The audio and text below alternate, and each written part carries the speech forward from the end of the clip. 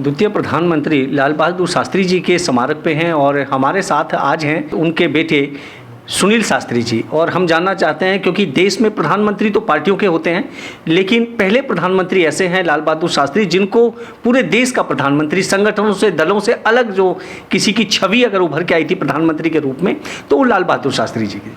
Sir नमस्कार।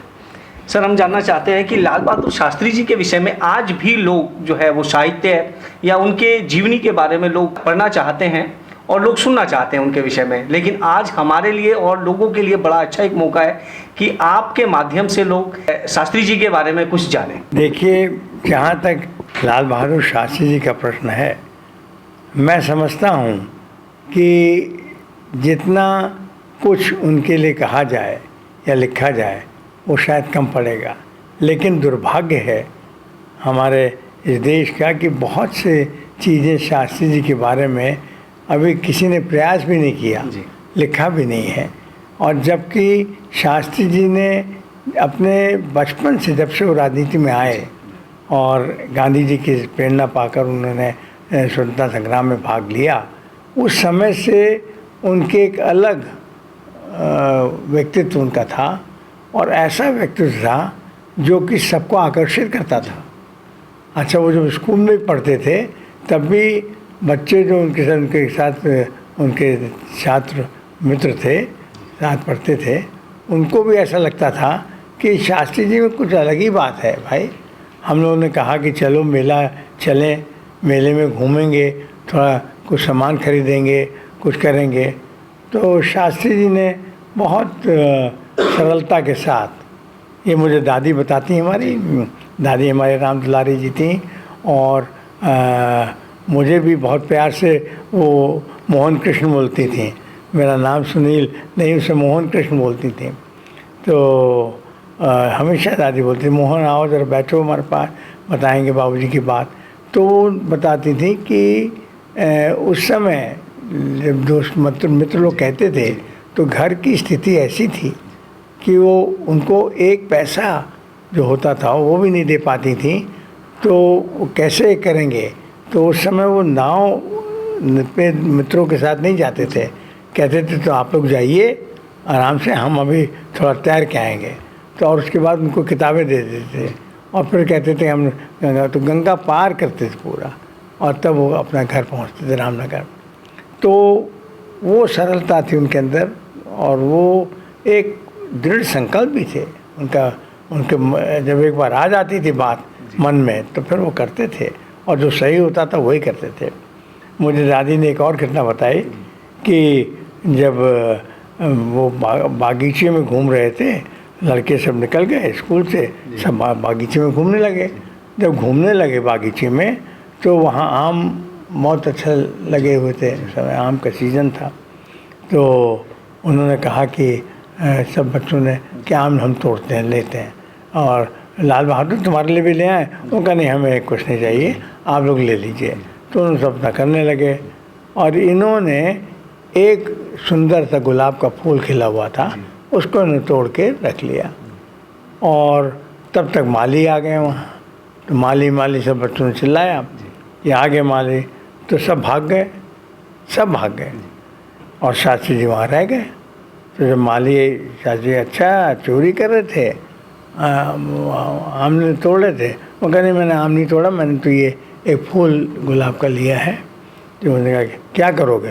वो कहा इसका मैं अपने माँ को दूँगा, मैं आज बिना हमारे पिताजी नहीं हैं, उनका देहांत हो गया था बहुत पहले, तो मैं अब स्कूल से लौट रहा हूँ तो फूल मैं ज़रूर दूँगा। तो माली ने सुन तो लिया, लेकिन गुस्से में आ गया वो, और उसने एक तमाचा शास्त्री जी के गाल पर धर दिया, मार दिया।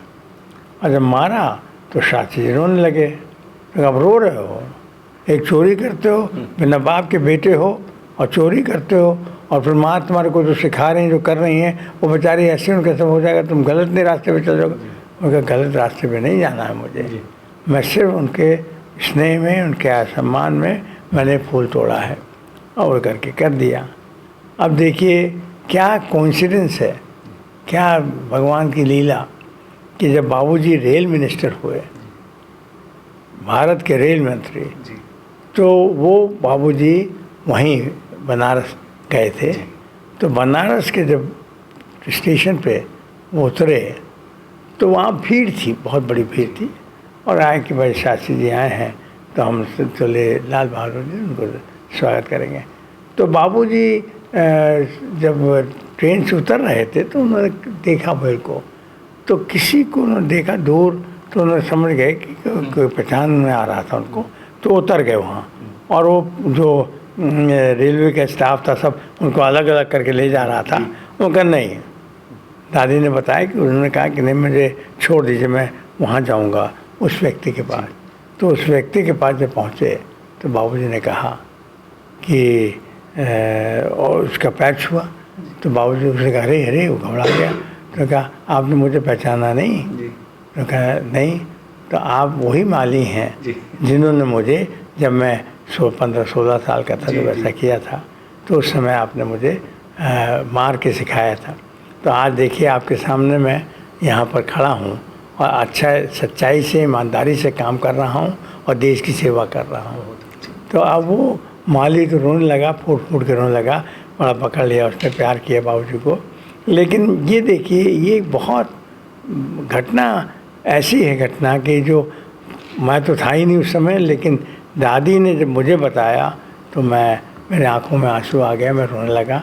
लेकिन आज भी मैं सोचता हूँ कि ऐसे महान व्यक्ति और ऐसे सरल व्यक्ति, इतने ईमानदार सीधे साधे व्यक्ति का बेटा होना मेरे लिए बहुत गर्व की बात है। और मैं समझता हूँ कि शायद मैं ईश्वर से प्रार्थना करूँगा कि बहुत से लोग लाल बहादुर शास्त्री जी की तरह हों, उनके बेटे लोगों को इस तरह का सौभाग्य मिले और बात करें। लेकिन मैं तो इतना ज़रूर कहूँगा कि मैं अपने आप को बहुत सौभाग्यशाली व्यक्ति समझता हूँ उनके बेटे होने के नाते। ऐसा मुझे लगता है कि एक बाबूजी तो है थे ही, लेकिन एक वो अबव जिसको कहते हैं इंसानियत से ऊपर उठकर वो एक देवता के रूप में मैं उनको देखता हूँ। और आज भी उनके पचनों पर चलने की चेष्टा करता हूँ। कहाँ तक पहुँच पाता हूँ ये मैं नहीं जानता, लेकिन ज़रूर उनकी उन बताए हुए बातों को मैं लोगों के बीच ज़रूर कहता हूँ और प्रेरणा करता हूँ कि और प्रार्थना करता हूँ कि प्रेरणा दें लोग भगवान उनको, कि उनके अंदर एक आदर्श व्यक्ति हर घर में एक लाल बहादुर शास्त्री जैसे विचार का एक बच्चा पैदा हो। और ये आपने जब कहा तो मैं आपको ये बताना चाहता हूँ, ये आपने मेरे मन की बात आपने कह दी। क्योंकि जितने स्कूलों में मुझे आमंत्रित किया जाता है, मैं सबको जब स्कूल में अपने भाषण को समाप्त करता हूँ, और समाप्त करते समय मैं यही कहता हूँ कि मैं चाहूँगा कि जितने बच्चे यहाँ पर हैं और उनके आगंतुक, उनके परिवार के लोग जो यहाँ मौजूद हैं, उनसे यही कहूँगा, निवेदन करूँगा कि सबको आशीर्वाद दीजिए। मैं भी आशीर्वाद दे रहा हूँ कि आप लाल बहादुर शास्त्री जी जैसे बने। क्योंकि उस समय अन्ना हज़ारे का चल रहा था मामला, बहुत ज़्यादा अन्ना हज़ारे जी का आंदोलन, हाँ, तो करप्शन के खिलाफ चल रहा था। तो मैंने कहा कि अन्ना हज़ारे जी का जो आंदोलन है वो आज नहीं होता अगर हर घर में एक लाल बहादुर शास्त्री पैदा हो जाए। बहुत सुंदर विचारों के साथ आपने कहा। सर, कभी आप उनके पुत्र हैं, शास्त्री जी के पुत्र हैं, कभी ऐसा लगा कि आपको समय कभी पूरा ना मिल पाया हो, क्योंकि वो पूरे देश के लिए काम करते थे?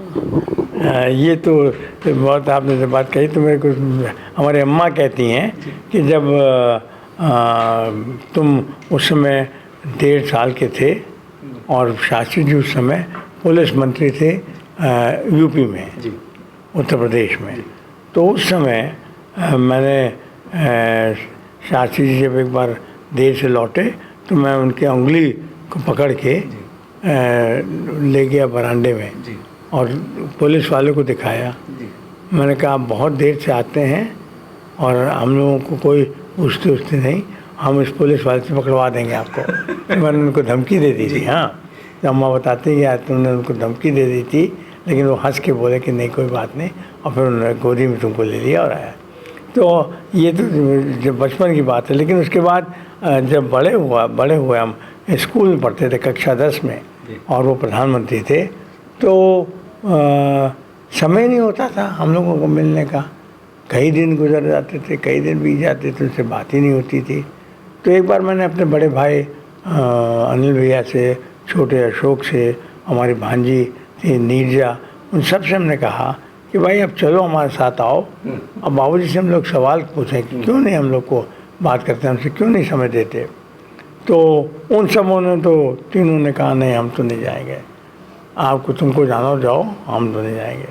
तो हम चले गए। दूसरे दिन स्कूल जाने से पहले कमरे का दरवाज़ा खोल कर मैं गुस्से में पहुंचा, और मैंने कहा कैसे बाबूजी हैं आप हमारे, कैसे पिता हैं आप हमारे, कि ये पूछते भी नहीं कि सुनील तुम्हारी पढ़ाई लिखाई कैसी चल रही है, तुम आजकल क्या कर रहे हो, तुम्हारे मित्र लोग क्या कहते हैं, कैसा है।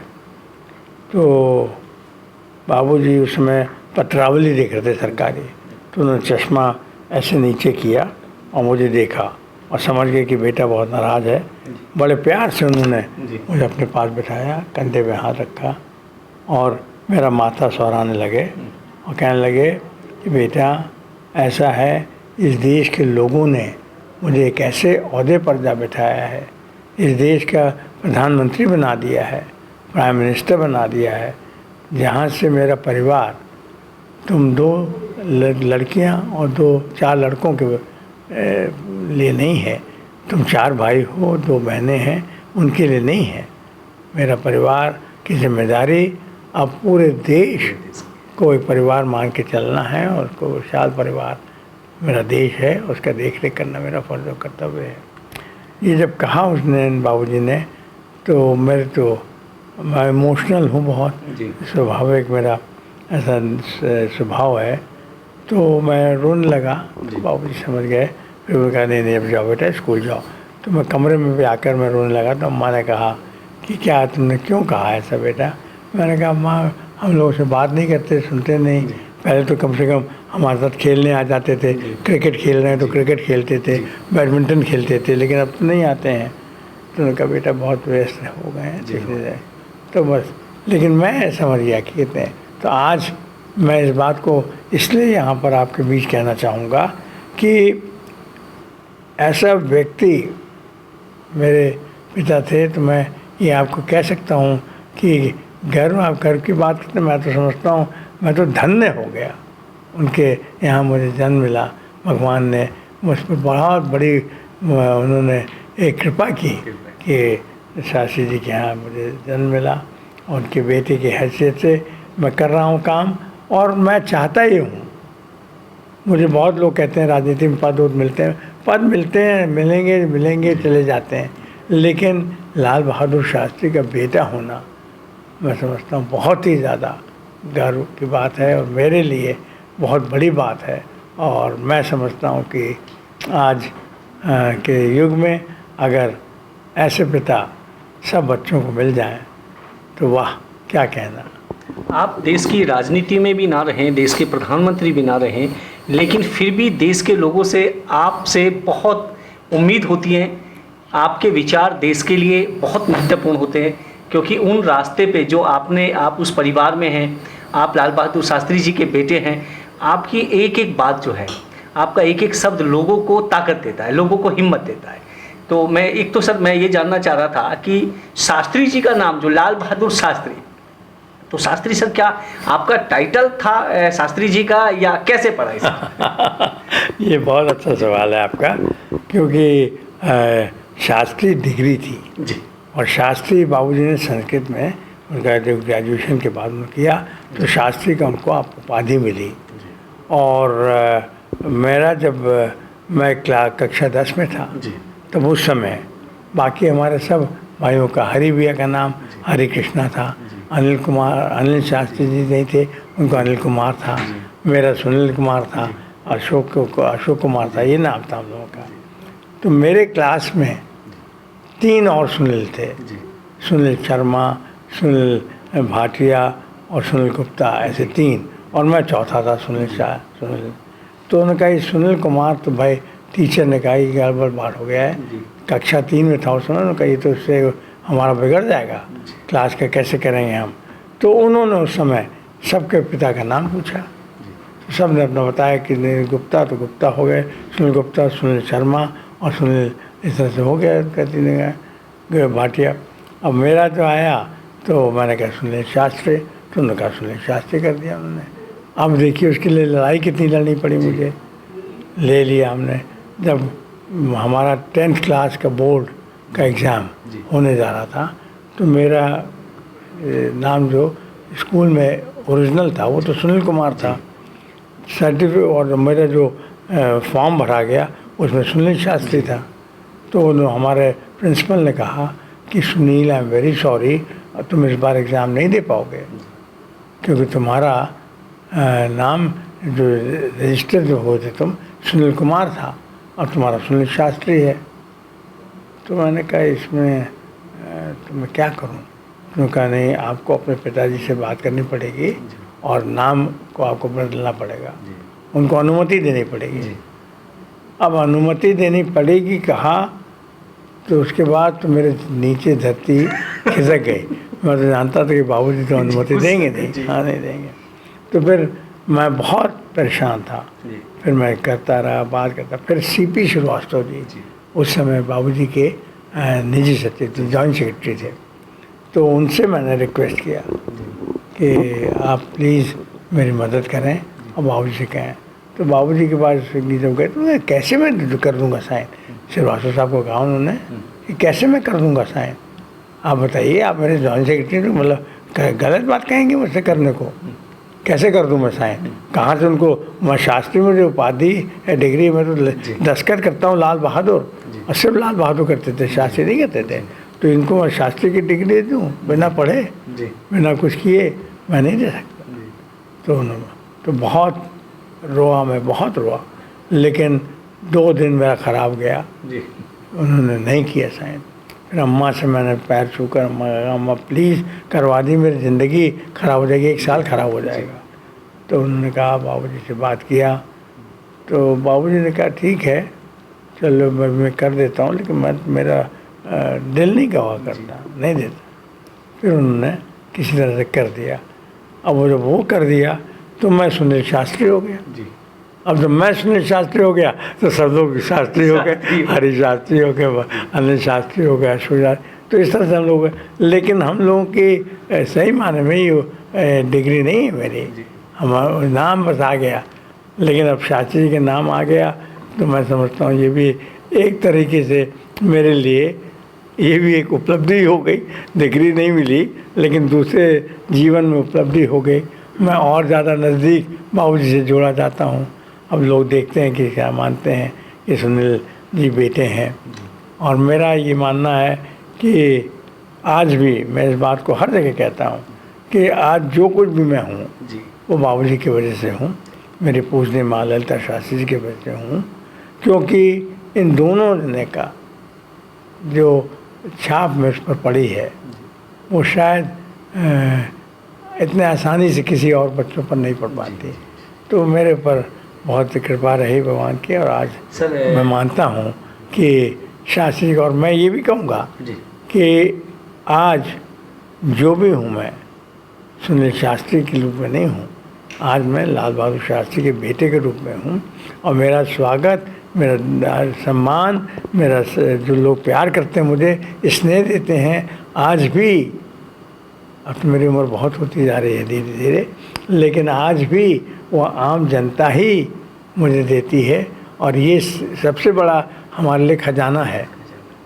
अब आप कहेंगे कि ट्रेजर बाबूजी ने कोई ज़मीन नहीं छोड़ी, कोई घर नहीं छोड़ा हम लोगों के लिए, कुछ नहीं।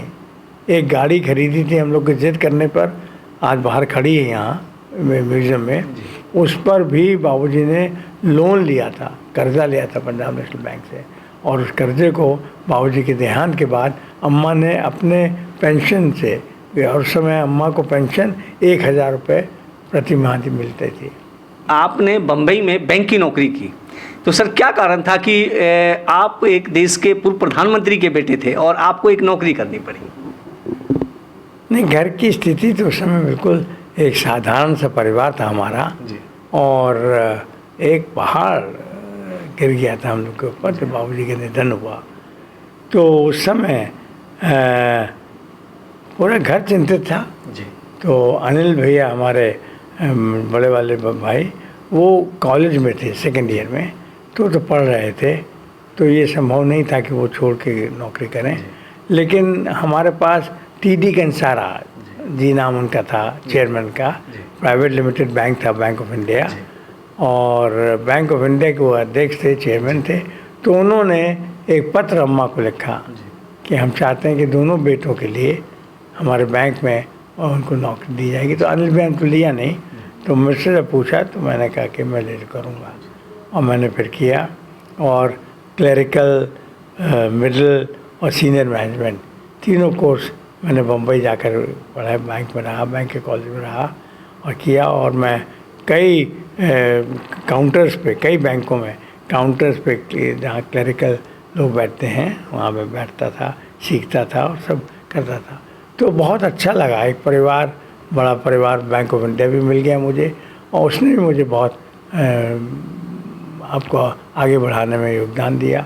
और मैं एक ऐसा अपने आप को समझने लगा कि जहाँ एक तरफ परिवार की जिम्मेदारी को भी मैं देख रहा हूँ, लेकिन अम्मा ने इस बात को कह दिया कि देखो बेटा, मैं तुम्हारे पैसे को मैं घर के उसमें नहीं इस्तेमाल करूँगी, तुम्हारे पैसे को मैं तुम्हारे शिक्षा वगैरह पे नहीं करूँगी, लेकिन जहाँ मुझे आवश्यकता पड़ेगी वहाँ करूँगी।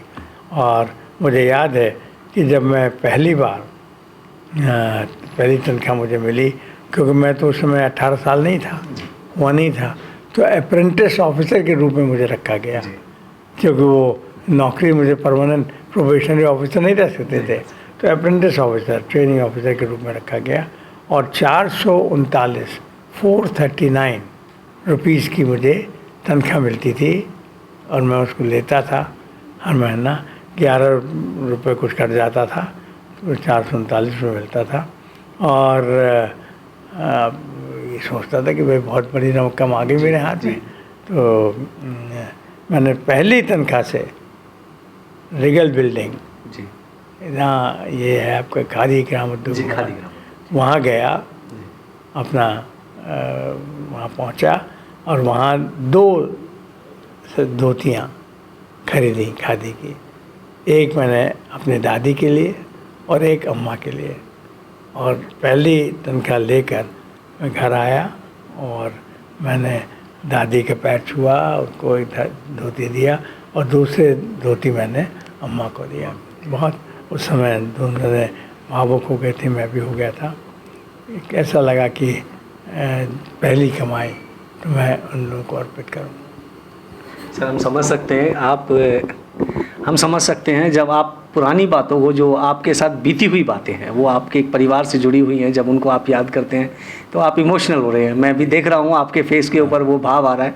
सर मैं एक बात और पूछना चाहूँगा कि आपकी राजनीति में, जब आप जॉब पे थे, तो जॉब के बाद आपने राजनीति में वीआरएस लिया या आप डायरेक्ट सर राजनीति में सक्रिय हो गए थे, और क्या कारण था राजनीति में? नहीं, मैं बैंक में मैंने 14 वर्ष तक बैंक की नौकरी की, और 1980 में मैंने इंदिरा जी से निवेदन किया था।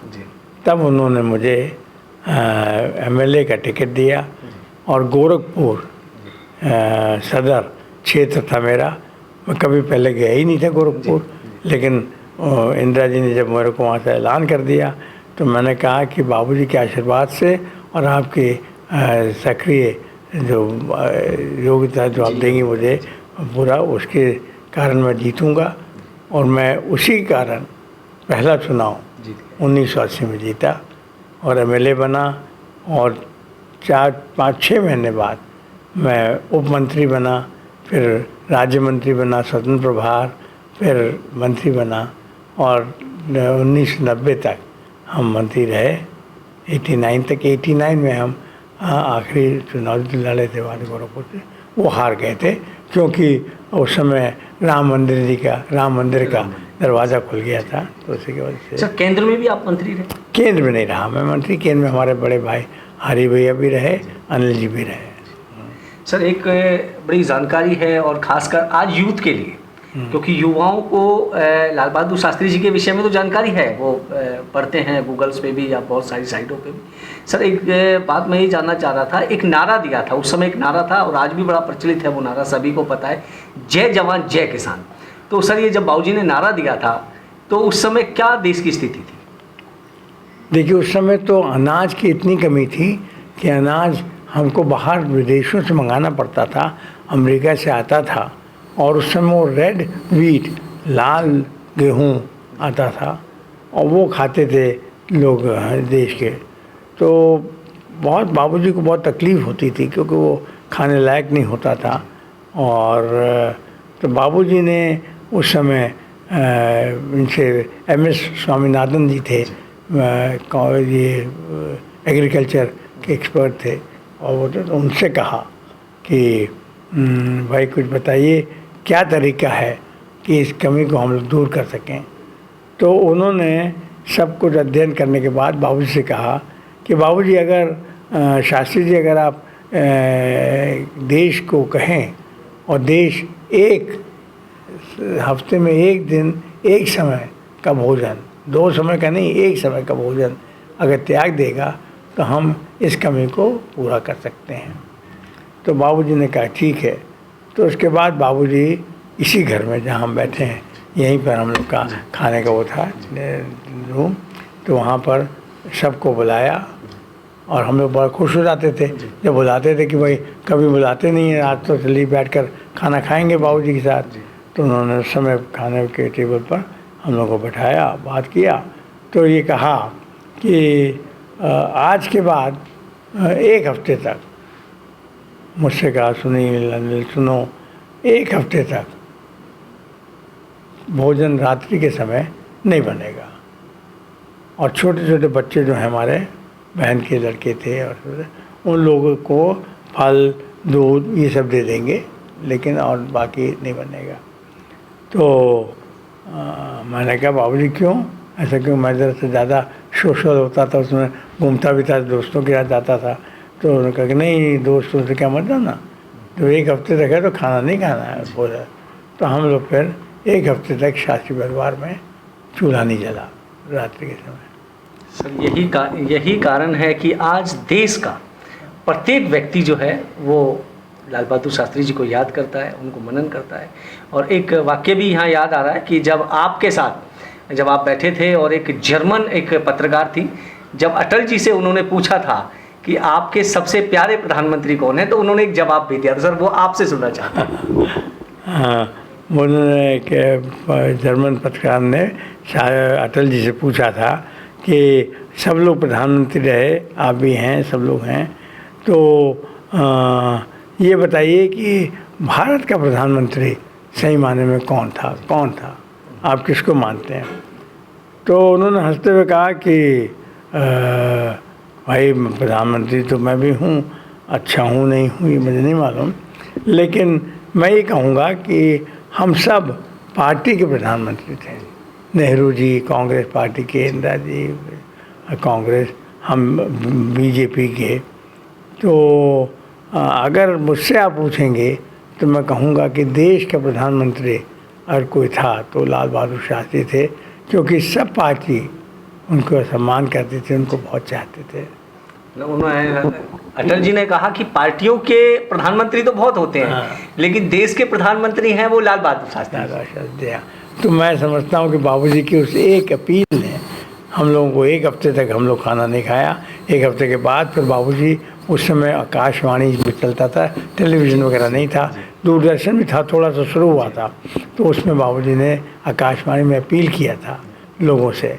और देश में एक एक कोने में एक छोटा से छोटा ढाबा भी जो था, जिसकी आमदनी केवल उसकी उसी रात के भोजन में होती थी, चलती थी और चल का, उन सबों ने पूरा त्याग कर दिया था, बंद कर दिया था।